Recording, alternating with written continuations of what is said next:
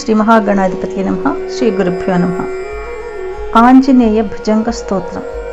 ఈ స్తోత్రం మనకు శంకరాచార్యుల వారిచే అందించబడింది.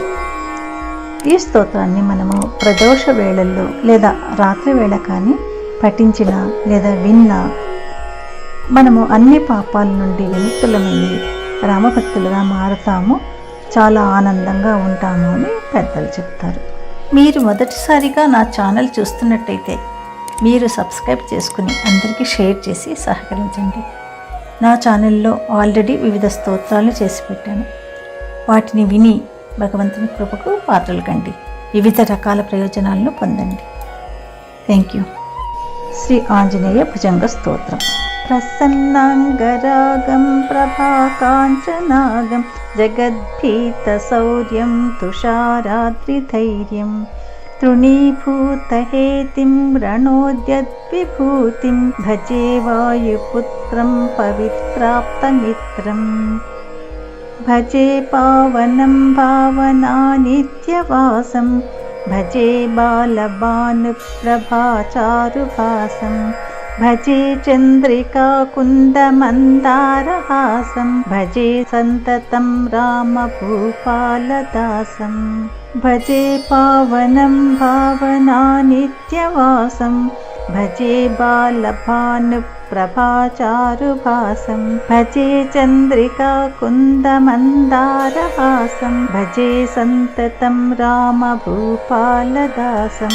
భజే లక్ష్మణ ప్రాణరక్షాతిదక్షం భజే తోషితానేకగీర్వాణపక్షం భజే ఘోరసంగ్రామసీమాహతాక్షం భజే రామనామాతి సంప్రాప్తరక్షం కృతాభీలనాదక్షితక్షిప్తపాదం ఘనక్రాంతభృంగం కటిస్థోరుజాంగం వియద్వ్యాప్తకేశం భుజాశ్లేషితాశ్మం జయశ్రీ సమేతం భజే రామదూతం చలద్వాలఘాతం భ్రమచక్రవాళం కఠోరాట్టహాసం ప్రభిన్నాబ్జజాండం మహాసింహనాదాద్విశీర్ణత్రిలోకం భజేదాంజనేయం ప్రభుం వజ్రకాయం రణే భీషణే మేఘనాదే సనాదే సరోషీ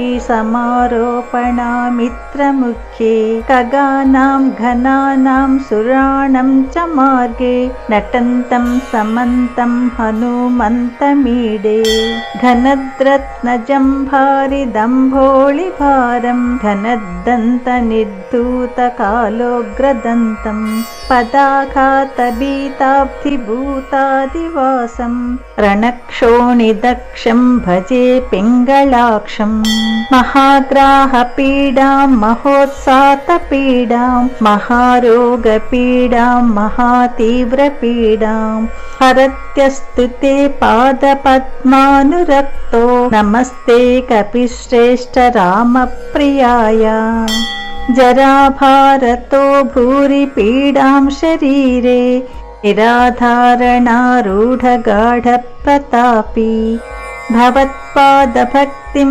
భవద్భక్తిరక్తిం కురు శ్రీ హన్మత్ప్రభో మే దయాళో మహాయోగినో బ్రహ్మరుద్రాదయో వా న జానంతి తత్వం నిజం రాఘవశ్య కథం జాయతే మాదృశే నిత్యమేవ ప్రసీద ప్రభో వానరేంద్రో నమస్తే నమస్తే మహాసత్వవాహాయ తుభ్యం నమస్తే మహావజ్రదేహాయ తుభ్యం నమస్తే పరీభూత సూర్యాయ తుభ్యం నమస్తే కృతామర్త్యకార్యాయ తుభ్యం నమస్తే సదా బ్రహ్మచర్యాయ తుభ్యం నమస్తే సదా వాయుపుత్రాయ తుభ్యం నమస్తే సదా పింగళాక్షాయ తుభ్యం నమస్తే సదా రామభక్తాయ తుభ్యం హనుమద్భుజంగ ప్రయాతం ప్రభాతే ప్రదోషేపి వాచార్థరాత్రేపి మధ్యః పఠన్నన్ స్నతోపి ప్రముక్తో గజాలో సదా సర్వదా రామ భక్తిం ప్రయాతి. యదక్షరపదభ్రష్టం మాత్రాహీనం తు యద్భవేత్ తత్సర్వం క్షమ్యతాం దేవా నారాయణ నమోస్తుతే. సర్వం శ్రీకృష్ణార్పణమస్తు.